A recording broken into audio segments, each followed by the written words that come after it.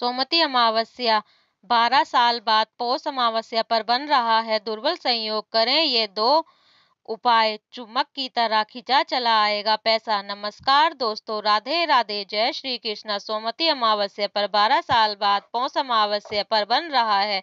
दुर्बल संयोग कर लीजिए ये दो उपाय, चुम्बक की तरह खिंचा चला आएगा पैसा, भरा रहेगा अन्न और धन का भंडार। दोस्तों आइए सबसे पहले जानते हैं कि सोमवती अमावस्या कब है और स्नान दान का शुभ मुहूर्त कब से कब तक है, और साथ ही जानेंगे कि इस खास मौके पर क्या उपाय करें।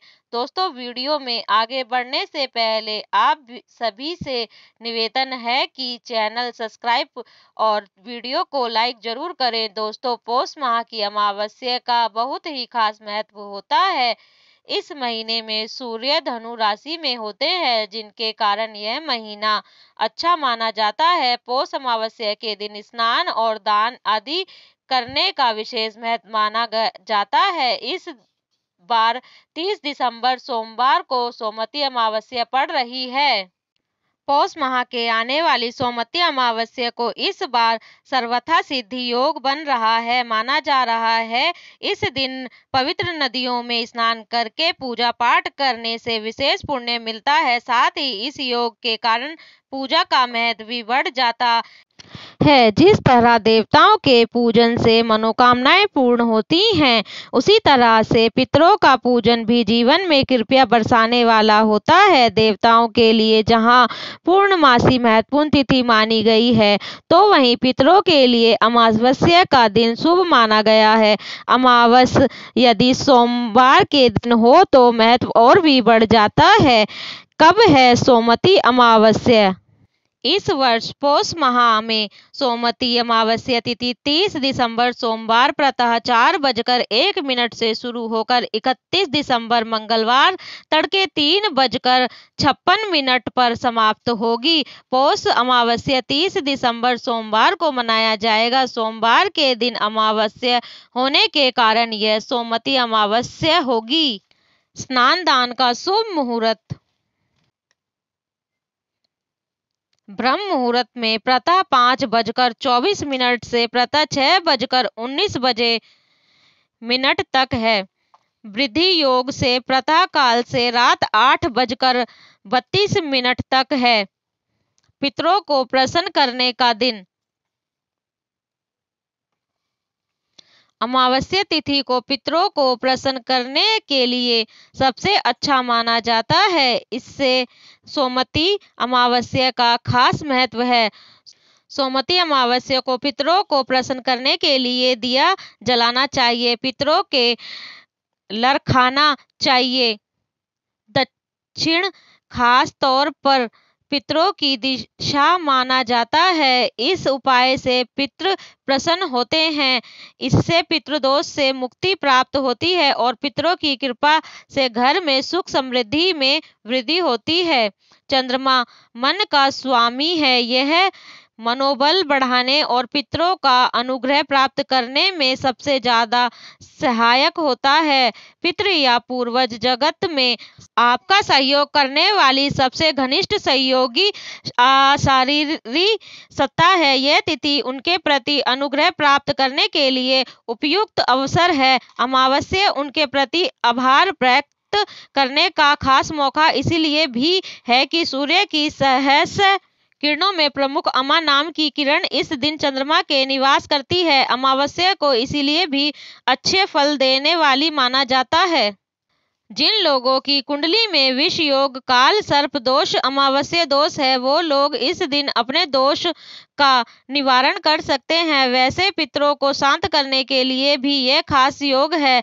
सोमवती अमावस्या पर सूर्य देव को तांबे के बर्तन में लाल चंदन गंगा जल मिलाकर ओम पितृभ्य नमः का बीज मंत्र पढ़ते 3 बार अर्घ दें। सूर्य चंद्र जब एक राशि में आते हैं और वह तिथि सोमवार को हो तो तभी सोमवती अमावस्या का भी लाभ होता है। सोमवती अमावस्या को किए गए पूजा पाठ अनुष्ठ पितरों के लिए हैं। जिन जातकों पर पितृ दोष होता है वह शांति व सुख से वंचित रहते हैं। इस दिन पितरों को तृप्त करने से पितृ अपनी अनुकृपा बरसाते हैं। अगर विशेष पूजा पाठ संभव नहीं है तो इस दिन दान पुण्य किए जा सकता है।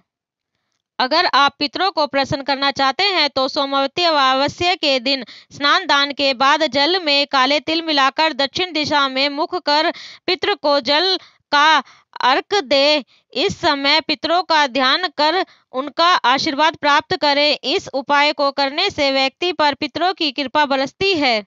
अगर आप पितृदोष से छुटकारा पाना चाहते हैं तो सोमवती अमावस्या पर स्नान ध्यान के बाद जल में काले तिल और सफेद फूल मिलाकर भगवान शिव का अभिषेक करें। इस उपाय को करने से पितृदोष का प्रभाव समाप्त हो जाता है, साथ ही पितरों की आत्मा को शांति मिलती है। पितरों को मोक्ष दिलाने हेतु सोमवती अमावस्या के दिन स्नान ध्यान के बाद गंगा जल से भगवान शिव का अभिषेक करें। इस समय शिव गायत्री मंत्र का जाप करें। इस उपाय को करने से पूर्वजों को मोक्ष की प्राप्ति होती है। अगर आप पितरों की आत्मा को मोक्ष दिलाना चाहते हैं तो सोमवती अमावस्या के दिन स्नान ध्यान के बाद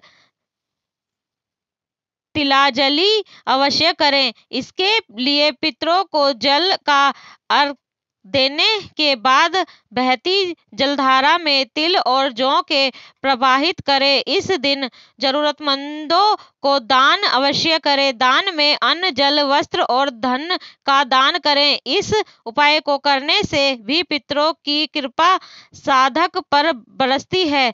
सोमवती अमावस्या के दिन पितरों की शांति के लिए तर्पण करना बहुत शुभ माना गया है। इस दिन श्रद्धा, पिंडदान और तर्पण करने से दिवंगत आत्माओं को शांति मिलती है और पूर्वजों का आशीर्वाद मिलता है। इसके साथ ही इस दिन भगवान शिव का जल, दूध, दही, शहद और घी से अभिषेक करना चाहिए। ऐसा करने से जीवन में खुशहाली आती है। सोमवती अमावस्या पर ब्राह्मणों को भोजन कराने से पितरों और देवी देवताओं का आशीर्वाद मिलता है। इस दिन पीपल के पेड़ पर जल चढ़ाएं और दीपक जलाएं। इससे नकारात्मक ऊर्जा खत्म होती है और घर में खुशहाली आती है।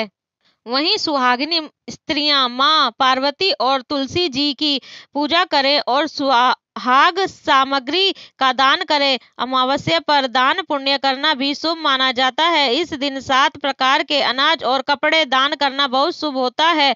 इसके अलावा इस दिन गीता, विष्णु सहस्रनाम और श्री सूतक का पाठ करने से देवी देवताओं की कृपा मिलती है। सोमवती अमावस्या को दिया जलाने का उपाय। सनातन धर्म मेर शाम के समय धन की देवी माता लक्ष्मी के लिए घर के मुख्य द्वार पर दिया जलाने की परंपरा है। अमावस्या के दिन भी घर के मुख्य द्वार पर दिया जरूर जलाना चाहिए। इस उपाय से माता लक्ष्मी से प्रसन्न होकर कृपा प्राप्त करती हैं।